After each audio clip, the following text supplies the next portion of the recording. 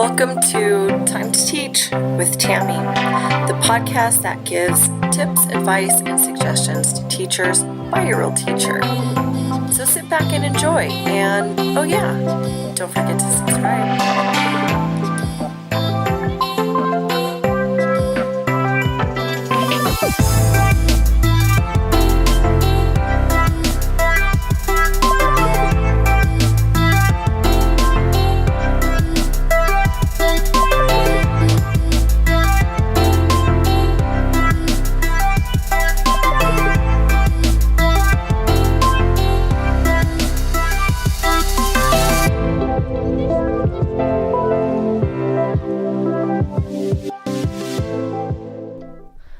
And we're back. Welcome to Time to Teach, episode 65, entitled Why Your Class Should Be Using a Digital Portfolio.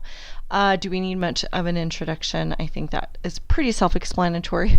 But I will sort of preface this to say I've only just started to use a digital portfolio, though I've kind of played around with it a little bit in the past. But so I'm not by any means trying to make anyone feel bad if you're not using a digital portfolio, but I do want to share my experience this school year as I'm really starting to get into the nitty-gritty of a digital portfolio, how I'm using it, how it's going with my class. Specifically, I'm referring to Seesaw. That's the digital portfolio app that we are using, but I don't know if there are others. So I didn't want to limit this to just Seesaw because there could be other digital portfolios. So I just think in general, it's really a fantastic idea, though Seesaw, and I'll talk about that as we get into the show, but Seesaw really has been very user-friendly and I've enjoyed it. So that is what we are going to be discussing on today's episode. So if you are interested, buckle up, get the popcorn ready, get your coffee. Oh, interesting combo, popcorn and coffee. Do what you'd like, but let's go ahead and get started.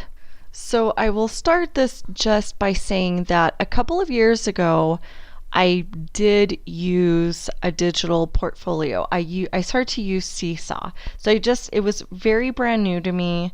It is still brand new to me because I don't think I really used it enough to get really good at it. But I started to use it with my class. We started to document work that students were doing. And I liked the idea of it, but I never even got my parents involved, my parents being my students' parents, which the great thing about Seesaw is, it is a digital portfolio, so students can document their work. And you can also invite parents so that they can get involved and then they can view their child's work and they just see their child's work. They're not seeing everything else. I don't know if there's a setting to allow them to see other work, but I don't think there is, but they just, I think by default, only see their child's work. So a couple of years ago when I first started to use Seesaw, and this is an app that can be used on the iPad, and you can also view their work on the computer. I really didn't do too much with it. I started to have my students document themselves participating in growing a garden. We grow a garden beginning in February. Well, we start planting in February. So I started to play around with it because I really liked the idea of what this could do, and I wanted parents to have more of a visual of what happens in our class. But like I said, I used it a little bit during our garden unit, but then I don't think I really carried it out and used it beyond that, and I didn't have parents involved. For me, it was just kind of trying to get to know Seesaw and how to use it, and I wasn't ready to invite parents until I could figure it out. But I really do think that one of the best things about this app, Seesaw, is that parents actually get to see work that's happening. So anyway, then last year I did not use Seesaw at all. I have been in the last couple of years documenting what happens in my class through photos and posting it on my class website, and I want to credit our early childhood section for kind of sharing how they do that and inspiring me to want to do that with my class. So this is something that our early childhood section does, and does very well. They are Reggio Emilia style section because we are a pre-K through 12th school, so sections being early childhood, elementary, middle school, and high school. So they take a Reggio Emilia approach, and of course, if you know anything about that, which I know very little about that approach, is that it's a lot about documenting the student learning. So so they shared a couple of years ago how they go about this, and I really liked that idea of giving a window of insight to the parents, because I feel like there's such a disconnect. Even when you try to work hard to build a connection, it's hard for parents to really truly understand what is happening inside the classroom. Not really any fault to them or to us, but they're not inside the classroom. So when you're not inside a space, it's hard to know what really happens inside that space. So photographing and posting it on our class website has been a way that for the last couple of years I've really been able to kind of show parents, look, these are some of the activities that are happening inside the classroom. Even with that, it's still very limited because they're snapshots, sometimes they're videos, but it's very limited because they're seeing maybe a general overview of what is happening in the class, but it's not specific to their child, although they will probably see a picture or two or even three of their child on the website every week. That's still pretty limiting. That's, 2 or 3 things I see my child doing, but I'm not really watching the progression of learning. I maybe have limited understanding of what that picture really is. So it's, I think, a really great tool to invite parents in by photographing and putting it on your class website. But just understand it's still limiting. So this year rolls around, and I just thought, I don't even know what drew me to Seesaw again. I don't know what it was. I don't know if maybe I saw something posted on Twitter regarding Seesaw. I really don't know. I wish I could remember that far back to a couple weeks ago. Just kidding. But seriously, I don't remember. But somehow I just started to think about Seesaw again and thought, I really had liked the idea of it, and I don't think that I used it to its full potential. I know that I didn't. So what I did is one weekend I just kind of looked up some YouTube videos, because Seesaw, they post videos of tutorials. Some of them are shorter or longer than others, so you can really look for specific things, or you can also look for video on just like a general overview of how to use Seesaw. So I kind of went to their YouTube page and started looking at some of the videos and thought, okay, well, this is really cool. And something that's new with Seesaw that was not available in the app when I was using it is that now you can post activities inside of Seesaw. So not only can it be used to document their learning, taking pictures and videos, but additionally you can leave activities for them to do. So this is really cool because it is kind of reminiscent to Google Classroom, but perhaps a little more user-friendly, just in the sense that Seesaw is super child-friendly to be logging in. I mean, you can set it up to where they just swipe a QR code, and it's all within the same app, so they're not having to go to a QR code reader app and then it brings it up. No, they click onto Seesaw And if it's not already logged into Seesaw, which I'm finding a lot of times, it is, then they just swipe it. It asks for the QR code. They swipe it. I've posted QR code in several places inside my classroom. So they know that they just go up there, they swipe the code, and then they go in, they click on their name. There is a little bit of a learning curve. You do have to teach them all of this, of course, like we would explicitly teach anything else. My class of young learners, I explicitly teach everything. This is how you turn your paper in. You walk to the inbox. Watch me with your eyes as I walk to the inbox and I put my paper in here. So everything needs to be explicitly taught if we expect that things are going to be done correctly. So this is no different. So there's, what I did is I, during my reading workshop, my small groups for maybe 2 days, my small groups were teaching how to use Seesaw. And it's so worth those 2 days because you're investing in them being able to do this for the rest of the school year. My learners are second language learners who are 5 and 6 years old. So they caught on to it very quickly. So it's very user friendly. So I like this because I've tried to use Google Classroom in the past, and although eventually they do learn how to log in to Google Classroom, I found that to be a little more time consuming. And then also on my iPads, I couldn't quite get it to work. It seemed like once a student was logged in, I couldn't get them logged out. I'm sure it's me who has the issue, but I just found that it was very difficult for my kids.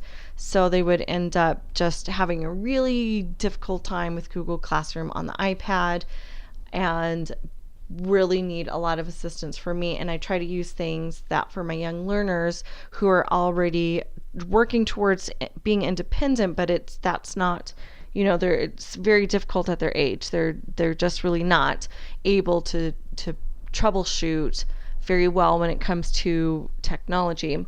So I find this to be very appealing that Seesaw is super easy and user friendly. So yeah, like I said, that was something that when I saw that Seesaw now has this activity component, I thought, okay, this has definitely convinced me to go back and try Seesaw because it's using features that I've wanted and have tried to use before. And it's just, that was the last thing I think I needed to be 100% fully convinced that I want to try this. So I started to watch some videos and look at how Seesaw can be utilized and how easy it is, and started to think about additionally, like, wow, how great is it that students can document their learning so once they learn how to use Seesaw, they're independent. They just go and get an iPad and then take a picture or a video of themselves whenever, and then it just, it goes into the system and you actually have to approve it. So it's not like, someone accidentally takes a picture of their hand, I can delete it and it won't go into the journal. So it's just very excellent. Parents can, in real time, once you approve it, parents get a notification. So as we've been using this only really for a week now, it's been pretty incredible because I'll approve a post. Usually I try to check it when students are at recess. I look to see what has come up in Seesaw and I see their pending documentation request. So then as soon as I approve it, parents immediately get a notification that their child has posted something, and then they can view it and they can comment. Again, I have to approve the comments.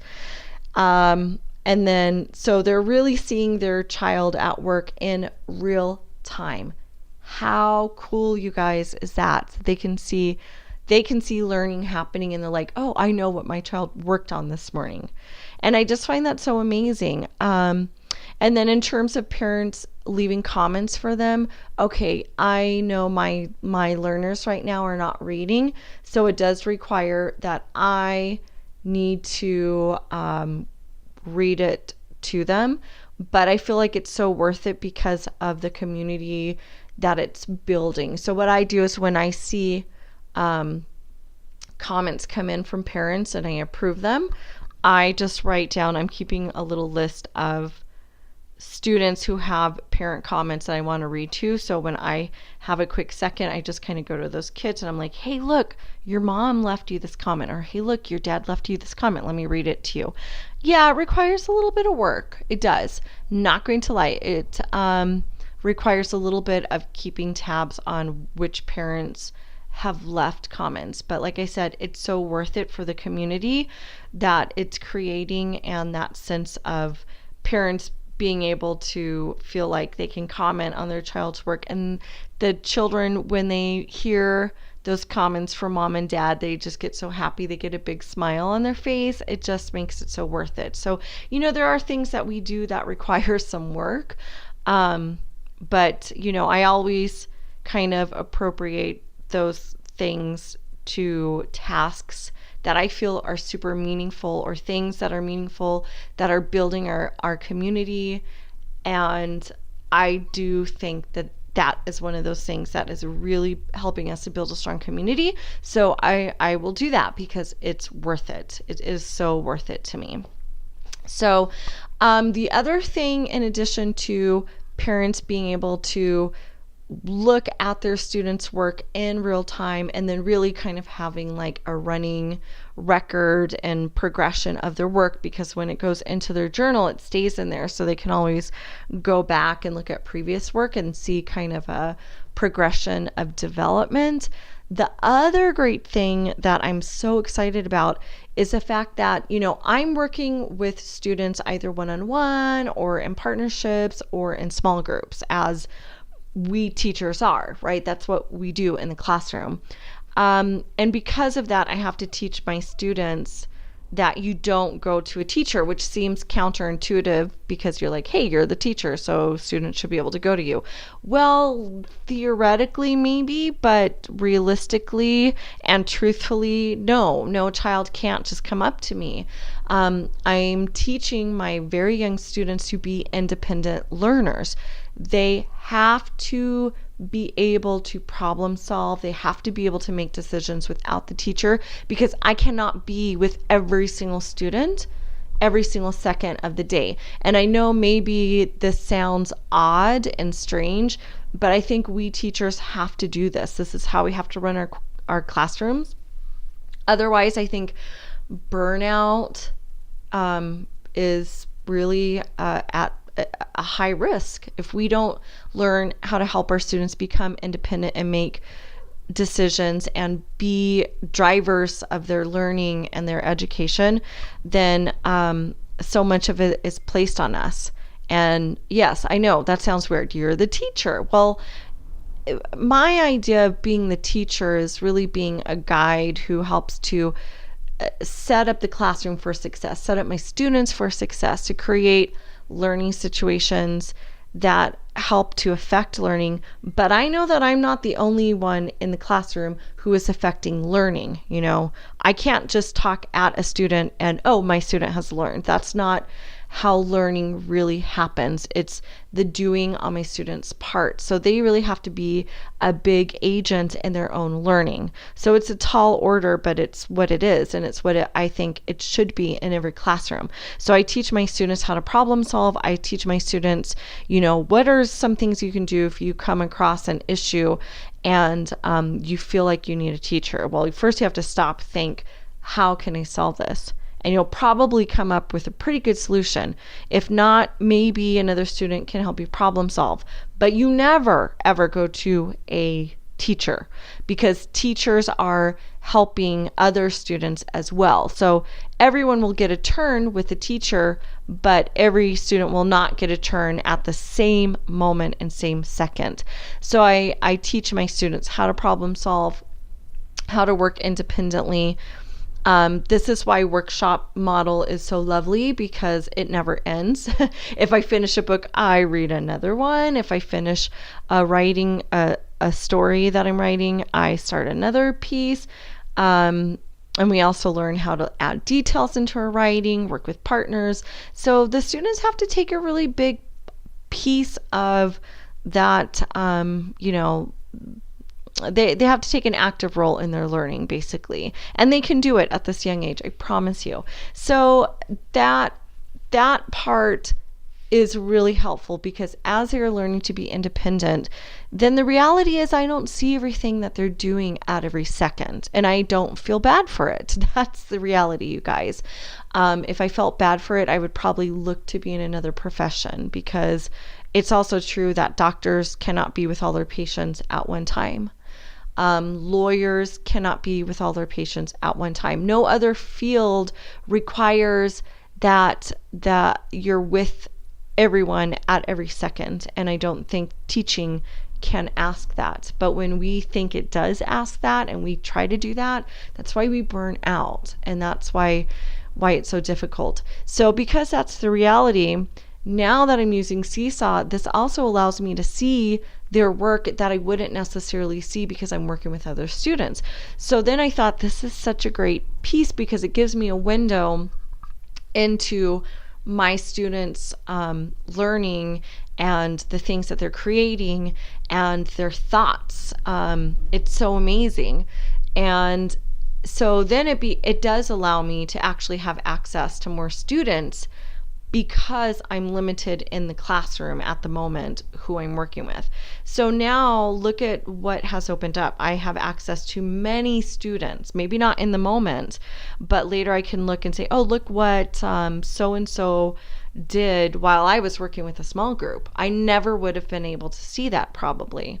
Or so-and-so recorded him or herself reading a book. I never would have been able to hear that because I was conferring with another student.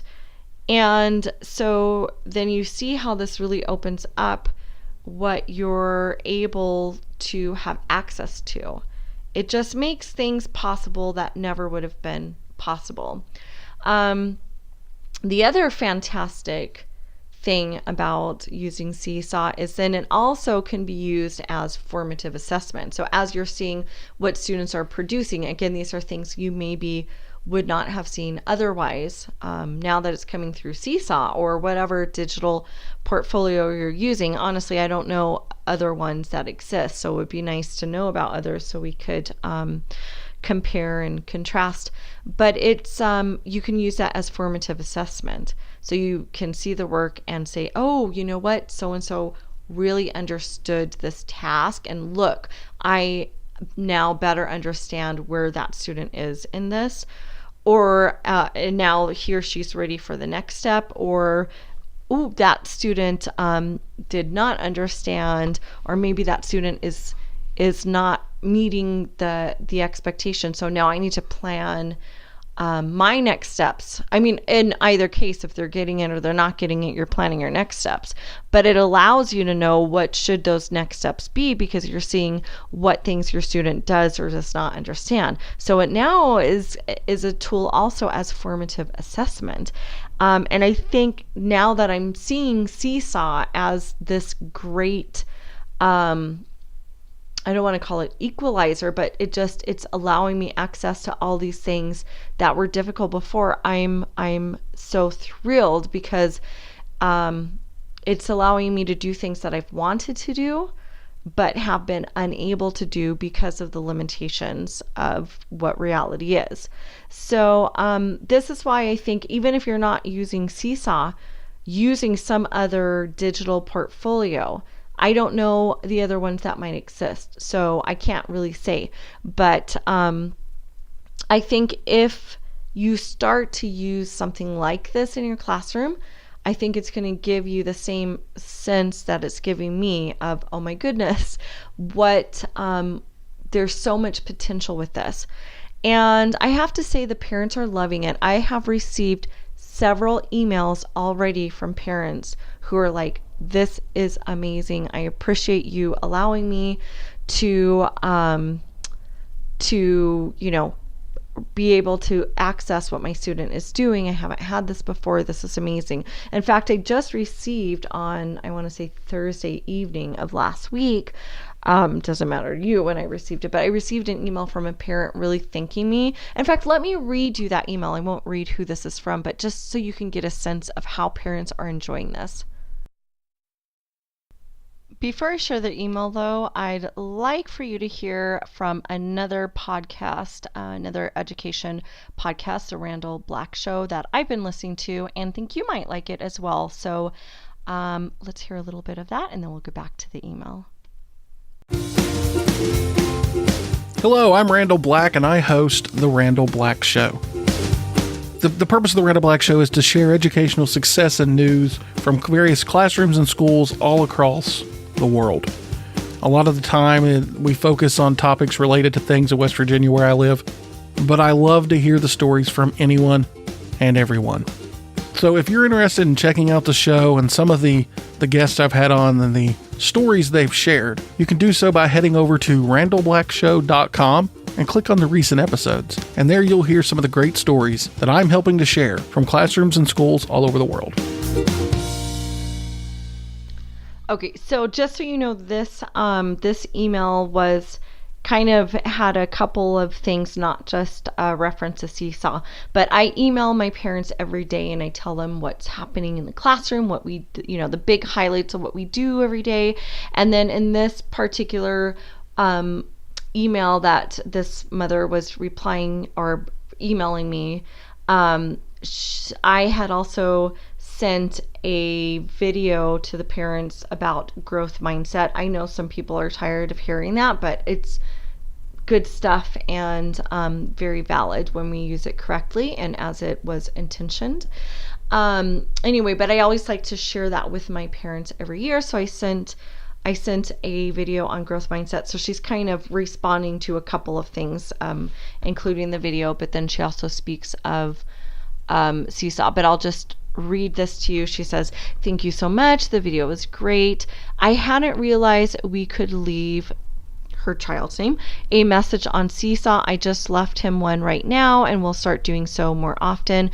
My husband and I truly appreciate the daily emails. It's so great to know what he's learning on a daily basis, but most importantly allows us to connect more closely with him. It makes him feel very special to know that we are aware of what's going on in school.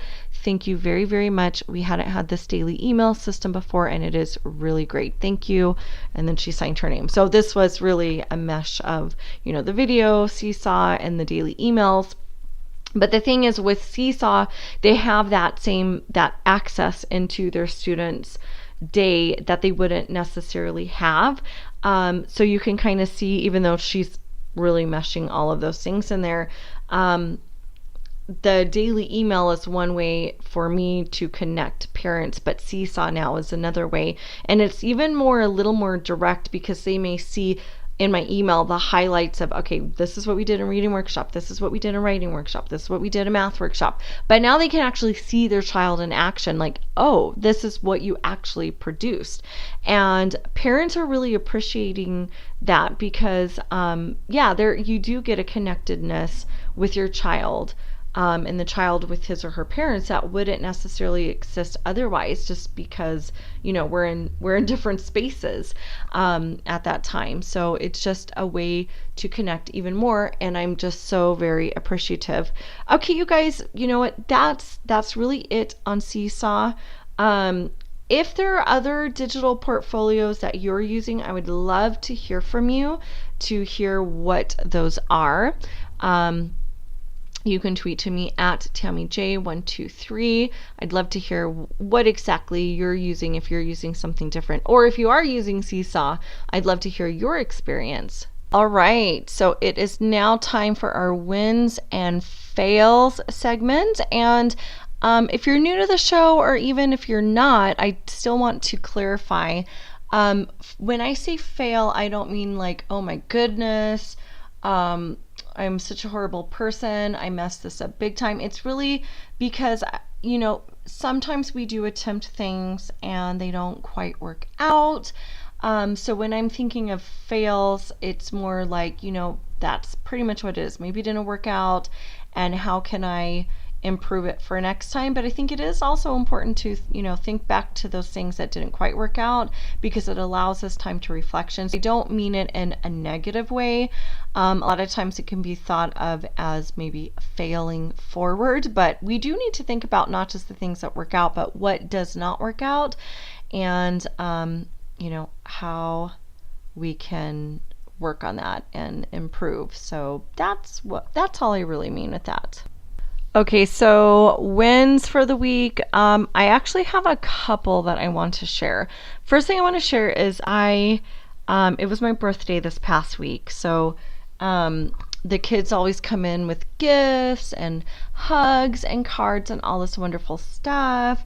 And what happened was I also had a prior student who's actually in third grade now. So that was quite exciting, because many times, not because of the gift, but many times students don't necessarily think of you after the school year. I mean, many times they do. It's not that they don't think of you, but it was just very cute and sweet that, she's in third grade, but she knew it was my birthday, and she and her mom wanted to get me something. It was just very touching. So it was, not about the gift, although I did love her gift.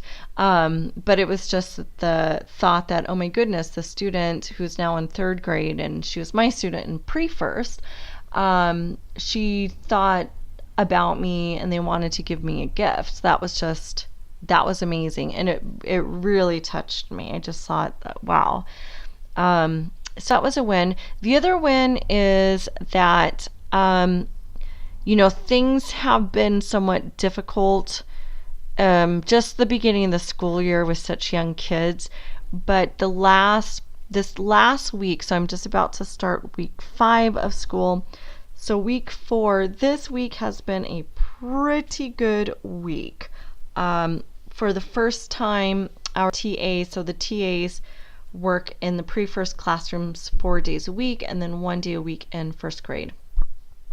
This is the first week that because they stay with us through the first 4 weeks. This is the first week that our TAs went for their 1 day in first grade, and I was somewhat terrified because it's been pretty rough. But actually that day that my TA was gone, the kids were so great. Things were feeling really good. I just felt like things were finally coming together. Even the day after my TA was sick and she actually could not come to school. So I had 2 days with the kids. And again, that second day was just fine. The kids were really, really great. So even though things are not perfect, if you teach young students, then you know that it's really difficult, especially since this is their first year in the elementary section. They're coming from the early childhood section. So it's all new. The days are longer. It's very challenging in the beginning. Very challenging, but I was just so happy that this week I'm like, okay, things are, we're getting there. Slowly but surely, we are getting there. And I guess my fail for the week has to be pretty much that, just not just the fail for the week, but just how challenging things have been. It's really, really tough, like I said, as the kids are transitioning from what they're used to in the early childhood section. So this transition can be really tough. It's exhausting. It can be emotional for them. Sometimes kids do really well the first week or 2 weeks, and then they start having meltdowns because it is so difficult. And it's just, for all those reasons and maybe others, it's been a really super tough beginning of the school year. Really, really tough. Very, very taxing, and exhausting. I've just had a really tough time. So, as you heard with my win, things are actually improving, but I have been, I think, feeling like I've been falling behind on my, my Twitter chats and connecting with other educators the way that I've wanted to, because things have been so very challenging. So it's a fail, but you also know that there is a win to that, because I things have actually been improving. But yeah, I've just been kind of falling behind on some of the things just because it's been so time consuming and exhausting. And yeah, I've just been so exhausted.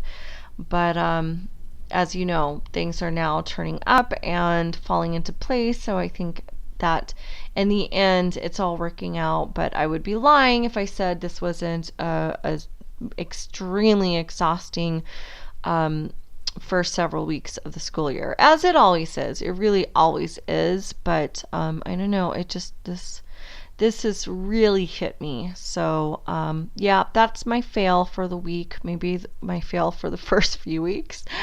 But that's it, you guys. So again, I'd love to hear from you. You can reach me at Twitter, on Twitter at TammyJ123, again, regarding Seesaw or any other digital portfolios that you're using, or really just for any reason. And also don't forget to check out the Randall Black show. So and let me know if you do. I'd love to hear from you if you end up checking out his show.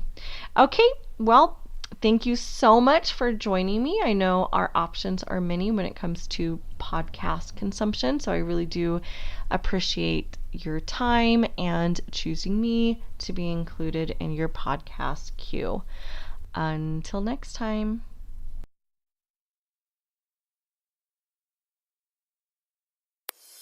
Wait a minute.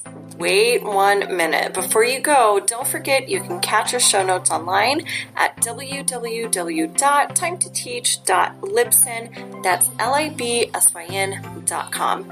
We're also on Facebook at Time to Teach. Don't forget to check out our Facebook group, Teachers for Effective Curriculum. And if you're an educator with your own podcast show, I invite you to join our brand new Facebook group, Teachers Who Podcast. Let's grow a community where we can network, problem solve, and discuss anything and everything podcast related. I'll see you there.